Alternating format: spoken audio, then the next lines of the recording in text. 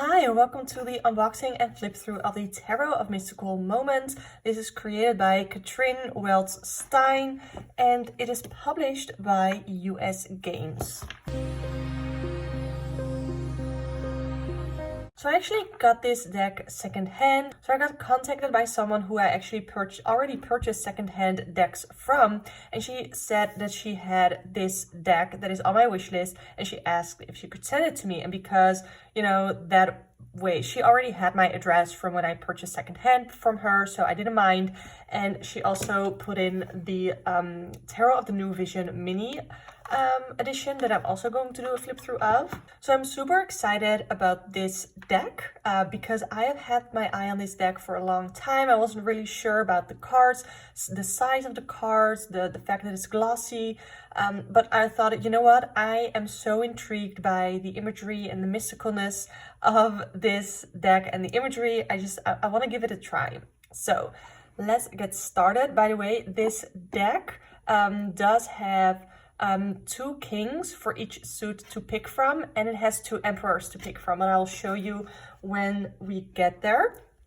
So in this box we have the little guidebook, and I already flipped through it and I quite like it. There's not an image of the cards, but I don't really need that because we do see a description of what we see in the card, and then the upright and reverse meanings. So I quite like that. So I'm definitely gonna read this guidebook. And then we have the cards. Let me take them out of the box. This is what the backs look like, by the way.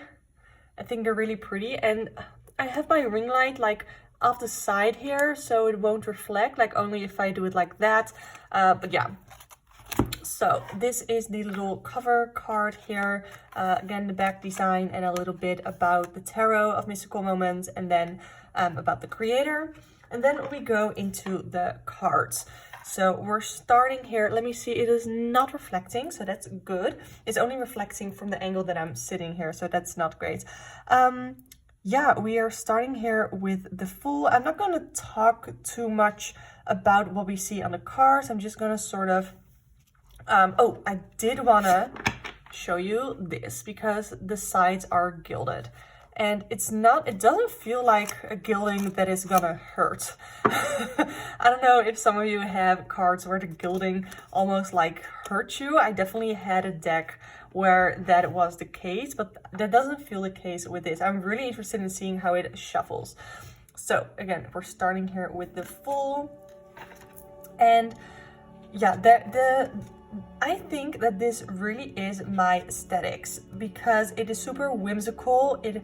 It's not necessarily muted, which is something that I like. Okay, so here we have the two Emperor cards, and we have one with more feminine energy and we have one with more masculine energy. And I think it's interesting because here we really see the Emperor being in control, and here we see the Emperor as being more as a solid foundation. So if I had to choose between these two Emperors, I think his mustache is a little bit weird. But I think I'm gonna go with this Emperor. Maybe if I am doing a shadow work sort of reading, I'll pull in this one instead of this one, or maybe both.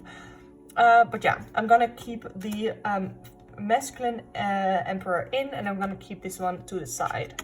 But yeah, I like the whimsicalness of this deck, and that is exactly what I love about one of my favorite decks to date, which is the Dreaming Way Tarot. And that deck really helped me tune into what kind of decks I like aesthetically, and aesthetics are a really big part of me because of my practice, because I read intuitively. So I look at what I see in the card to make up my interpretations of the cards that I pull. And this is one that I find really interesting. Like I said, it's whimsical, but it's also really weird. But it's this sort of weird that is on the edge of like, I like it. Like, this is the weird that I don't like necessarily with the spider, but it's because I don't really like spiders. But then this I do like. I do like this. And this is something that I find really pretty. And not all of the cards are weird, just I find a lot of the cards are a little bit weird. But I like the Sun card, and that is one card that I often look at because I'm a Leo and I love looking at the Strength card and the Sun card. So yeah, again, this is also a little bit weird, but I like it. And then we go into the suit of wands. And the thing that I enjoy here is, first of all, the imagery is, I don't want to say RWS based, but it's inspired, I guess, because we do have the globe, we do have someone looking out.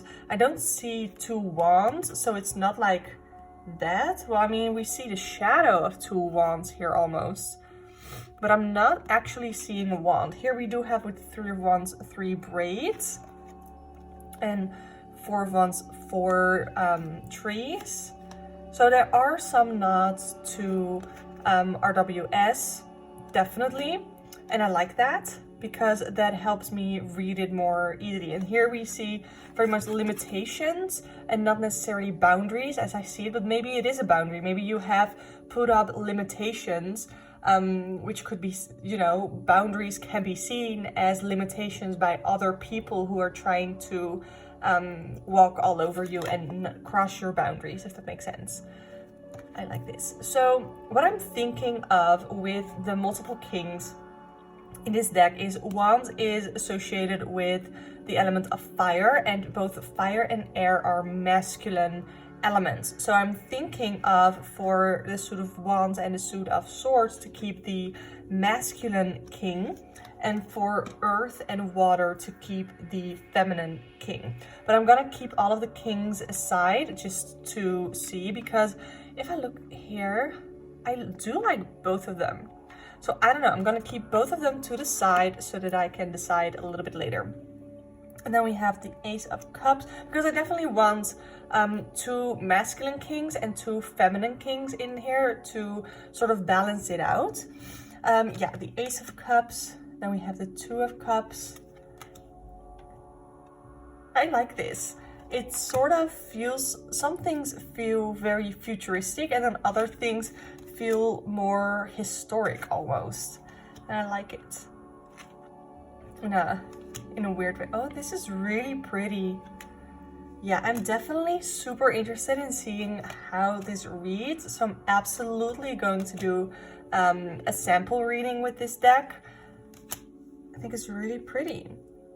And I'm really happy that I decided to put this back on my wish list because I was doubting it so much, because there is a lot of weirdness here.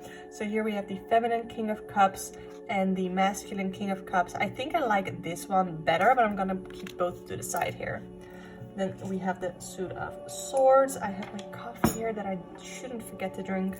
I like this too. I like it when decks don't stray away from the tougher meanings of some of the cards, like the Three of Swords.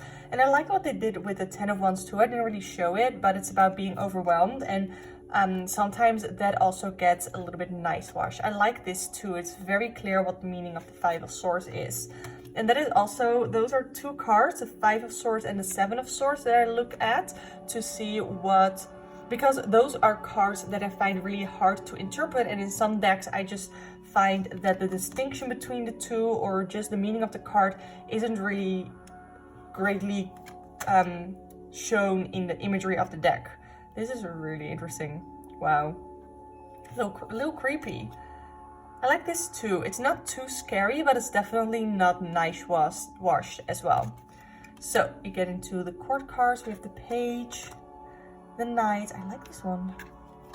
Then the Queen of Swords. And then we get into the two Kings. We have the masculine and the feminine. Oh. I think for the meaning of the cards, I think I would go with the King of Swords, but I like the imagery of the this King of Swords more. I don't know. We're gonna see. So the suit of Pentacles. I like this. This really shows part of the struggle too, because sometimes it just looks like someone who's having fun juggling, but the thing with the Two of Pentacles is that oftentimes it is not fun, and it's hard, and there is this need to simplify. The Five of Pentacles, I like this too. Oh, okay, yeah, because the cards are a little glossy, they're starting to a little slide all over the place. This is cute too, I like it. It's like there's enough to share with both people here in the card. and both people might be struggling and both people might be needing something, but hopefully there's enough left if this person isn't hogging all of the tea. So the 7 of Pentacles, I like the apple here. The 8 of Pentacles. Oh, I think this is a really beautiful 9 of Pentacles. This is also one of those cards that I like to look at when purchasing a deck or just when flipping through a deck. And then the 10 of Pentacles, I like that too. This really calls more of the legacy, and with all of the rings here of the tree and what he's leaving behind. I like that. So then we have the Page of Pentacles. This is really pretty. The Knight of Pentacles is a little weird, a little weird. The Queen of Pentacles, and then we have the feminine and the masculine King of Pentacles. I think with this one, I also like this one more. So let's first flip through these. So we have the masculine and the feminine King of Pentacles, and for Earth, I would choose the masculine. Then we have the King of Swords here. I think I would choose the masculine too. But for the Cups, I definitely want to use the feminine. And then I think I want to go for this feminine King of Cups too, because this feels more inspiring and inspired than the masculine one. So these are the kings that I'm going to choose. Not necessarily done super elementary, but I definitely have a balance here. So I'm just gonna sprinkle these through the cards here, and then we're gonna go to shuffle them. So let's see how they shuffle. Ooh, the cards are quite big. I also have mobility issues, so shuffling is not always easy for me. How do they bend? Oh, barely. Ooh, so these barely bend, but the shuffle like this is way better. I do like the overhand shuffle of glossy decks usually.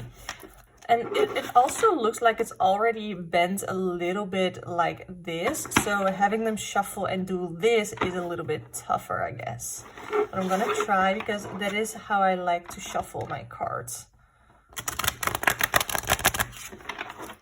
Yeah. The bridge feels pretty impossible for, like, I have small hands. And I don't have a lot of strength in my hands either, so... Okay, I want to do a sample reading, so let's see, let's think. What are we going to do? I think we're going to do going well, do better. So what is going on? Okay, okay. I'm also working with fake nails, so my mobility is all over the place right now in a not good way. What is going well right now? Ooh, okay. What is going well right now is the moon.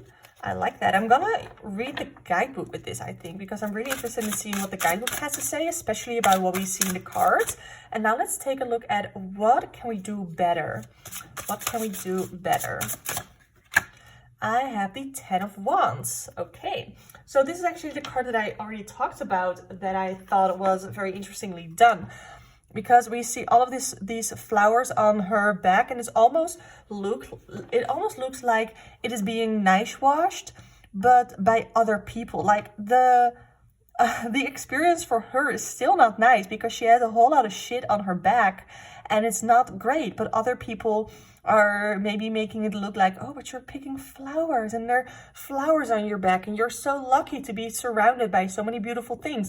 But who knows if she doesn't feel the same way about this situation.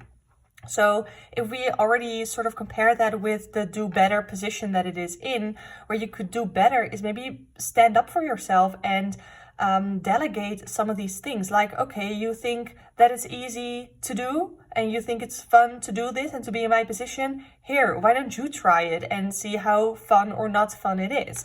To sort of stick up for yourself and to delegate your tasks.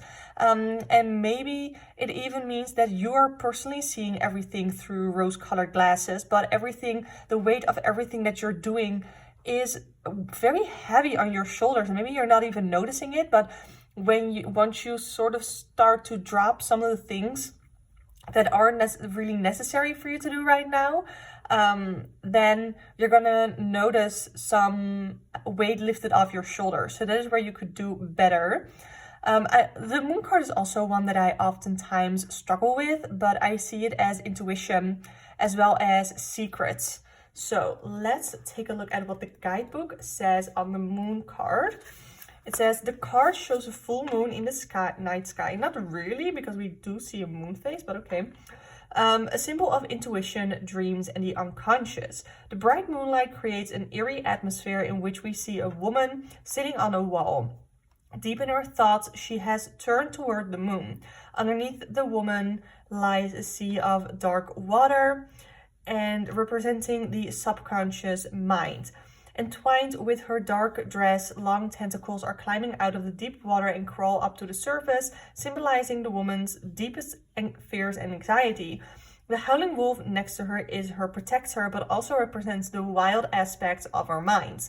So upright meaning can indicate our shadow side. So if we look at that with the going well, maybe we are very well connected to our shadow side. So our shadow side, our shadow self, is the part of ourselves that we like to keep hidden, and that also corresponds very well with the moon card, the part that is hidden, the part that we keep secret. And maybe we are starting to connect, like as a collective, those for this reading are starting to connect to that and starting to embrace little parts of our shadow self that we have been that we have kept hidden for a while. We also have depth, illusions, the unconscious, and with illusions it's like things are really not what they seem, and maybe we are doing a good job of accepting that some things you just don't know, some things you can't see, or that we're not being deceived by it, we're not being deceived by the illusions that are going on around us. We are doing well with trusting our intuition and looking through the things and seeing things for what they really are, even though other people, other things are maybe trying to plant these seeds of doubt or something like that in our mind. Yeah, that is what I'm getting here. Ooh, I really like that with the guidebook, it gave a lot of intuitive hits to go on, especially with everything that is going on here. I really like that. Ooh, so that is fun. Let me put these back. Yeah, okay, so that is the Tarot of Mystical Moments. Let me put the box back. So, the Tarot of Mystical Moments. I would love to hear your thoughts on this deck below. Yeah, I want to say thank you for watching. Is this a deck that you have thought about? Do you like it? Do you think it's quirky? Do you think it's too quirky? Do you just not even think it's pretty? I do think it's pretty. The cards are a little bit big, so that is a little bit of a bummer, but I'm sure that I can work with it. The cards aren't really sticking together too much because of the glossiness, so the gilding does not feel like it's in the way or anything. So I really appreciate that. But yeah, if you want to see more tarot chats, deck flip-throughs, pick a card readings as well, definitely subscribe to this channel because I do those all the time. You can also book a personal one-on-one tarot reading with me through the link in the description box below. But for now, I just want to say thank you so much for watching, and I hope to see you next time. Bye!